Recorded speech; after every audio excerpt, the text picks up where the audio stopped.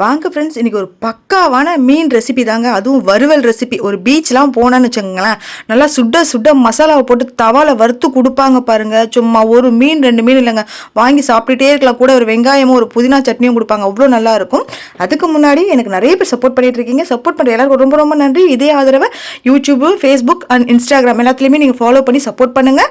Support பண்ணுற எல்லாருக்கும் நிஜமாக சொல்கிறேங்க, ரொம்ப ரொம்ப மனசார சொல்கிறேன், ரொம்ப நன்றி. எனக்கு வாங்க, நான் மீன் வறுவலுக்கு என்ன மீன் வாங்கினேன், எப்படியெல்லாம் அதை மசாலா போட்டு வறுத்தன்னு சொல்லி பார்க்கலாம். நம்மளுக்கு வந்து செங்கல்பட்டுன்றதுனால செங்கல்பட்டில் எனக்கு பெரிய ஃபிஷ் மார்க்கெட் இருக்குதுங்க. நம்ம எப்போ வேணாலும் போய் வாங்கிக்கலாம். அதுவும் பக்கத்துலேன்றதுனால நம்ம எப்போனா போய் வாங்கிக்கலாம் அழகாக மீன். நான் வந்து இவங்க தான் மீன் வாங்குவேங்க. ரொம்ப அருமையாக இருக்கும். மீனும் பார்த்தீங்கன்னா அவ்வளோ ஃப்ரெஷ்ஷாக இருக்கும். எல்லா மீனுமே இருக்குங்க. ஏதாச்சும் சீசன் இல்லாத மீன்கள் மட்டும் தான் நம்மளுக்கு கிடைக்காது. மற்றபடி எல்லா மீனுமே இருக்கும். இவங்கன்ட்டு இல்லைங்க, அங்கே எல்லாருமே பார்த்தீங்கன்னாக்கா எல்லாருமே ஃப்ரெஷ்ஷாக வச்சுருப்பாங்க மீன். நம்மளுக்கு நல்லா பெரிய மார்க்கெட்டுங்க செங்கல்பட்டில். நிறைய பேருக்கு தெரிஞ்சிருக்கும், ஃபிஷ் மார்க்கெட்டுமே சரி, காய் மார்க்கெட்டுமே சரி, ரொம்ப பெரிய மார்க்கெட்டாக இருக்கும். நம்ம மீன் வாங்கி அங்கேயே வெட்டி க்ளீன்லாம் பண்ணி எடுத்துகிட்டு போகலாம். அதுக்குமே நிறைய பேர் இருக்காங்க, வெட்டி கொடுக்கறதுக்கும் இருக்காங்க. அப்புறம் ப்ரான்லாம் க்ளீன் பண்ணி கொடுக்கறதுக்குமே இருக்காங்க. நிறைய சிஸ்டர்ஸ் அண்ணாங்களாம் இருக்காங்க. நம்ம அங்கேயே வாங்கி க்ளீன் பண்ணி எடுத்துகிட்டு போய் வீட்டில் வாஷ் பண்ணி சமைச்சிக்கலாம். நான் எப்பயுமே இது மாதிரி தாங்க வாங்கி வெட்டி க்ளீன் பண்ணி வீட்டுக்கு போயிட்டு நல்லா வாஷ் பண்ணி சமைச்சிருவேன். நான் வந்து இன்றைக்கி வறுக்கிற மாதிரி தாங்க வாங்கினேன். கருப்பு வவ்வால் மீனும், அப்புறம் வந்து பெரிய பெரிய சங்கரை இருந்தது. அந்த சங்கரை அப்புறம் காரப்பொடி, பெரிய காரப்பொடி வந்தது. அதாவது எல்லாமே கலந்து ஒரு கிலோ மீன் வாங்கினாங்க. ஏன்னா நாளைக்கு கிருத்திகன்றதுனால நான் திட்டமாக வாங்கியிருக்கேன். வறுத்து 2 வேளைக்கு வச்சு சாப்பிட்டாங்கன்னா கொஞ்சம் ஓரளவுக்கு காலி ஆகிடும் அப்படின்றதுனால தான் அதுதான் இன்றைக்கி வாங்கி வறுத்தேன் நான். மீன் நல்லாவே இருந்ததுங்க. ரொம்ப பெரிய பெரிய மீனாக சூப்பராக இருந்தது. அதுவும் கருப்பு வவ்வால்லாம் சொல்லவே வேணாம், அவ்வளோ நல்லாயிருக்கும். அது குழம்பு வச்சாலும் நல்லாயிருக்கும், வறுத்தாலும் நல்லாயிருக்கும். சரி வாங்க, நம்ம எப்படி வறுக்கிறோம் சொல்லி பார்க்கலாம். அது அப்படி நீங்கள் ஃபாலோ பண்ணி ட்ரை பண்ணி பாருங்க. நான் இன்னைக்கு வந்து சொன்னேன் இல்லைங்களா, 1 கிலோ அளவுக்கு நான் மீன் வாங்கியிருக்கேன். மீன் எல்லாமே ரொம்ப அருமையா இருந்தது. நல்லா வாஷ் பண்ணுங்க. அதாவது அந்த மீன்ல இருக்க அழுக்கு எல்லாம் நம்மளுக்கு கிளீனா போயிடணும். நீங்க வாஷ் பண்ண பிறகு தண்ணி நம்மளுக்கு வெள்ளையா இருக்கணும். அந்த அளவுக்கு மீனை வாஷ் பண்ணிக்கோங்க. மீன் அப்பதான் நல்லா இருக்கும் வறுத்தீங்கன்னா, இல்லைன்னா உங்களுக்கு கவிச்சி வாடை வரும். அதுக்காகத்தான் சொல்றேன்.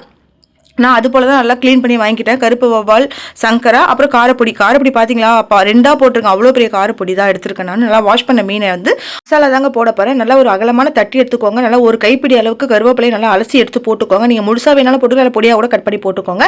இப்போ மசாலா பார்த்தீங்கன்னாக்கா ஒரு 1.5 ஸ்பூன் அளவுக்கு மஞ்சள் தூள் எடுத்திருக்கேன். குழம்பு மிளகாய் தூள் பார்த்தீங்கன்னாக்கா 3 ஸ்பூன் அளவுக்கு எடுத்திருக்கேங்க. வீட்லேயே நம்ம அரைப்போம் இல்லைங்களா, எல்லா மசாலாவும் போட்டு, அது பார்த்தீங்கன்னா 3 ஸ்பூன் அளவுக்கு எடுத்திருக்கேன். ஆச்சி மீன் வறுவல் மசாலான்னு சொல்லி கடையில் உங்களுக்கு கிடைக்கும் கேட்டிங்கன்னா, அது பார்த்தீங்கன்னாக்கா ஒரு 2 2.5 ஸ்பூன் அளவுக்கு எடுத்திருக்கேன். இது வந்து பார்த்தீங்கன்னா காஷ்மீரி மிளகாய் தூள் கலருக்காகங்க. நம்ம கடையெல்லாம் வாங்க சொல்ல ஒரு கலர் வந்து கேசரி பவுடர் போடுவாங்க. நான் வந்து கேசரி பவுடர்லாம் ஸ்கிப் பண்ணி ரொம்ப நாளாக ஆயிடுச்சுங்க. அது போடுறதே கிடையாது இப்போலாம். நான் அதுக்கு பதிலாக பார்த்தீங்கன்னா காஷ்மீரி மிளகாய் தூள் போட்டுட்டு நம்ம மிக்ஸ் பண்ணிக்கிறது ரொம்ப நல்லா கலர்ஃபுல்லாக இருக்குது. அப்புறம் தேவையான அளவுக்கு உப்பு. நம்ம மீன் மசாலாவில் பார்த்தீங்கன்னா உப்பு இருக்குங்க, அதனால உப்பு மட்டும் கொஞ்சம் பார்த்து போட்டுக்கோங்க. நான் வந்து ஒரு 2 லெமன் பிழிஞ்சு விட்டுருக்கேன். ஏன்னா லெமன் வந்து குட்டி குட்டியாக இருந்தால் நான் 2 போட்டிருக்கேன். நீங்கள் வந்து பெரிய லெமனாக இருந்தால் 1 போடுங்க போதும்.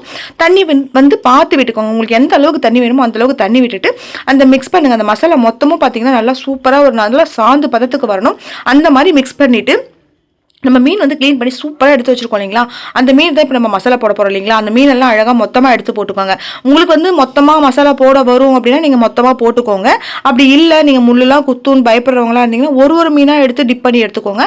நான் வந்து மொத்தமாகவே போட்டுருவேன். ஏன்னா இந்த மீன்லாம் பார்த்தீங்கன்னா அவ்வளோவா முள் இருக்க மீன் கிடையாது. நான் வாங்கினது எதுவுமே பெருசாக, அதனால் நான் மொத்தமாகவே போட்டு மிக்ஸ் பண்ணிட்டேன். தலையெல்லாம் கூட வறுக்கவே எடுத்து வச்சுட்டாங்க.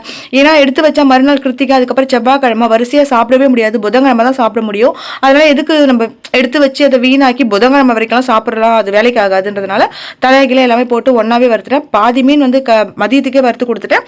மீதி வந்து நைட்டுக்கு வறுத்துக்கலாம் அப்படின்னு சொல்லிட்டு நான் வறுத்து எடுத்து வச்சிருக்கேன். மசாலா போட்டு எடுத்து உள்ளே வச்சுட்டேன். இந்த மசாலா போட்ட மீனை பார்த்தீங்கன்னாக்கா குறைஞ்சபட்சம் ஒரு 3/4 மணி நேரம் வந்து நான் ஃப்ரிட்ஜில் வச்சுட்டேங்க. ஃப்ரிட்ஜில் வந்து ஃப்ரீசரில் வைக்காதீங்க. நார்மலான மாவுலாம் வைப்போம் இல்லைங்களா, அந்த மாதிரி இடத்துல வச்சுக்கோங்க.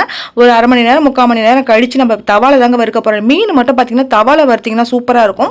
ஒரு சிலர் மாவுலாம் போட்டு பொரிச்சு எடுப்பாங்க. நீங்கள் என்னதான் மாவு போட்டு பொரிச்சு எடுத்தாலும் இப்படி நீங்கள் தவா ஃப்ரை பண்ணுற மாதிரி வரவே வராது. நான் வந்து இன்னைக்கு வந்து கடலெண்ணெய் ஊற்றி தாங்க மீன் வறுத்தேன். கடலை எண்ணெயில் மீன் வறுத்து பாருங்கள், அவ்வளோ வாசனையாக இருக்கும். நார்மலாக மீன் வறுத்தாலே கமகமான வாசனை இருக்கும். அப்போ கடலை எண்ணெய் மீன் வறுத்தா எப்படி இருக்கும் யோசிச்சு பாருங்க. நான் வந்து நல்லா தாராளமாக எண்ணெய் விட்டுட்டு மீனை வந்து போட்டுட்டேன். அதாவது வறுக்கிறதுக்கு ஏற்ற மாதிரி மீனை போட்டுட்டேன். ஒரு 6-7 மீன் போட்டுன்னு வச்சுக்கோங்களேன். போட்டுட்டு எண்ணெய் ஆல்ரெடி அதில் இருக்கிறதுனால எண்ணெய்லாம் அது எக்ஸ்ட்ராலாம் ஊற்றலாம் இல்லை. மீன் நல்லா செவந்த பிறகு மறுபக்கம் திருப்பி போட்டுக்கோங்க. அந்த பக்கமும் நல்லா செவக்க விடுங்க.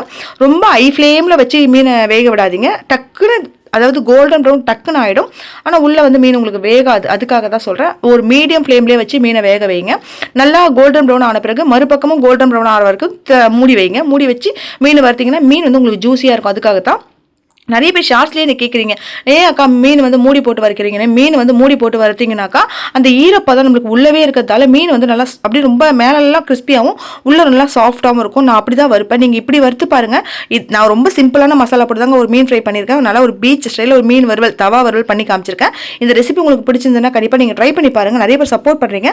சப்போர்ட் பண்ணுற எல்லாருக்கும் ரொம்ப நன்றி. சூப்பர் ரெசிபி கொடுத்துருக்கேன், செஞ்சு பாருங்கள். தேங்க்யூ.